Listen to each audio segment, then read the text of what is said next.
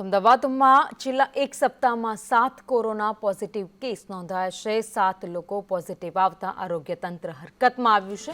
7માંથી 5 વિદેશ પ્રવાસથી પરત ફરેલા છે, જેમના કોરોના ટેસ્ટ પોઝિટિવ આવ્યા છે, જ્યારે 2 દર્દી અમદાવાદના જ છે।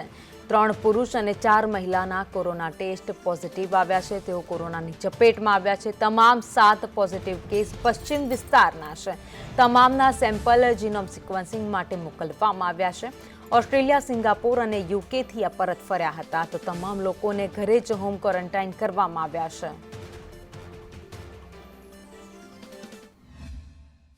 જે કોઈ પોઝિટિવ પેશન્ટ કોવિડના આવશે, આઈધર એ પ્રાઇવેટ લેબોરેટરીમાંથી આવેલા હોય કે ગવર્મેન્ટ સેટઅપમાંથી હોય, આ તમામ પોઝિટિવ વ્યક્તિઓનું જીનોમ સિક્વન્સિંગ થાય તે પ્રકારની પણ વ્યવસ્થા કોર્પોરેશન દ્વારા હાલમાં કરવામાં આવેલી છે।